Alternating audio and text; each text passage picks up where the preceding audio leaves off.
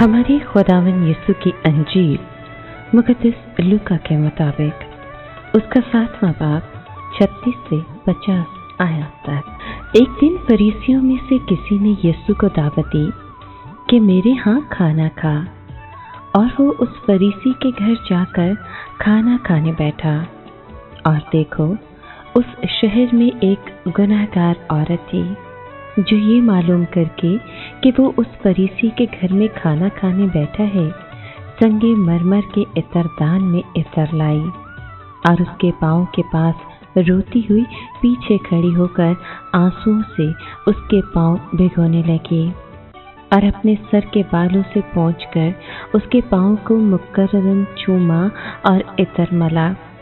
और उस फरीसी ने, जिसने उसकी दावत की थी, ये देखकर अपने में कहने लगा कि अगर ये नबी होता तो जानता कि जो उसे छूती है ये कौन और कैसी औरत है, यानी ये कि गुनहगार है। और यीशु ने मुखातिब होकर उससे कहा कि शमौन, मुझे तुझसे कुछ कहना है। उसने कहा, ए उस्ताद फरमा। यीशु ने कहा, किसी साहूकार के 2 कर्जदार थे, एक 500 देनार का, दूसरा 50 का। जब उनको अदा करने का मकदूर न रहा तो उसने दोनों को बख्श दिया। बस उनमें से कौन उसको ज्यादा प्यार करेगा? शमौन ने जवाब में कहा, मेरी दानिश में वो जिसे उसने ज्यादा बख्शा।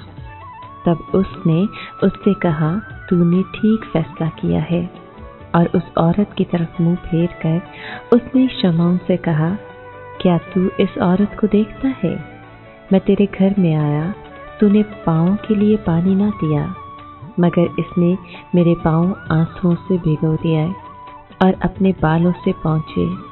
तूने मुझको ना चूमा, लेकिन इसने जब से कि मैं अंदर आया हूँ मेरे पाँव चूमने से बाज ना रही। तूने मेरे सर पर तेल ना मला, मगर इसने मेरे पाँव पर इत्र मला है। इसीलिए मैं तुझसे कहता हूँ कि इसके गुनाह जो बहुत हैं माफ़ हो गए, क्योंकि इसने बहुत प्यार किया है। मगर जिसको थोड़ा माफ़ किया गया है वो थोड़ा प्यार करता है। और उस औरत से कहा कि तेरे गुनाह माफ़ हुए।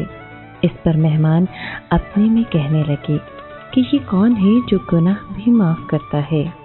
मगर उसने औरत से कहा, तेरे ईमान ने तुझे बचा लिया है, सलामत चली जा। पाक कलाम के पढ़े और सुने जाने पर खुदावंद की बरकत हो, खुदा का शुक्र हो।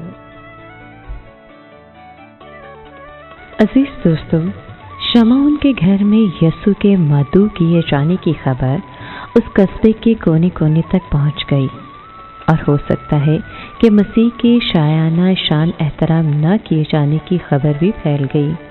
इसके रद्द अमल में एक औरत जो जानी पहचानी गुनाहगारी बहुत जोर से भर गई।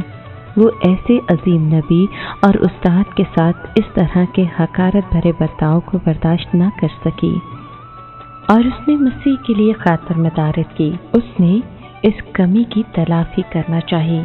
वो बेशकीमत इत्र लेकर आई और यीशु के पाँव के पास खड़ी हो गई। उसने ऐसा इसलिए किया क्योंकि वो वहाँ जमा लोगों की नज़र में एक गुनहगार होने के सबब से अपनी हकीर हालत से वाकिफ थी। उसे अपने माजी के गुनाहों के बोझ का भी एहसास था। उसने इस कीमती इत्र को यीशु के सर पर उंडेलने की जुर्रत न की, बल्कि उसने इसे यीशु के पाँव पर उंडेला।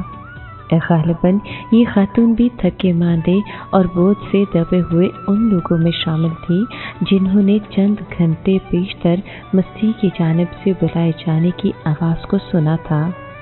उसने मसीह की दावत को कबूल किया और तौबा भरे ईमान के साथ यीशु के रूबरू हाजिर हुई। इसके बाद साहूकार के 2 कर्जदारों की तमसील देते हुए यीशु ने शमौन पर ये अया किया कि जिसके ज़िम्मे थोड़े कर्ज थे वो शमौन खुद था, जबकि बदकार औरत वो थी जिसके ज़िम्मे ज़्यादा कर्ज था। यीशु ने अपने पाँव पर बहने वाले उस औरत के आंसुओं को पाँव धोने की रवायती दस्तूर से जो शमौन ने नहीं किया था, एक तजाद के तौर पर बयान किया। फिर उस औरत के यीशु के पांव चूमने और शमौन का यीशु को भरोसा न देने के दरमियान फर्क भी बताया।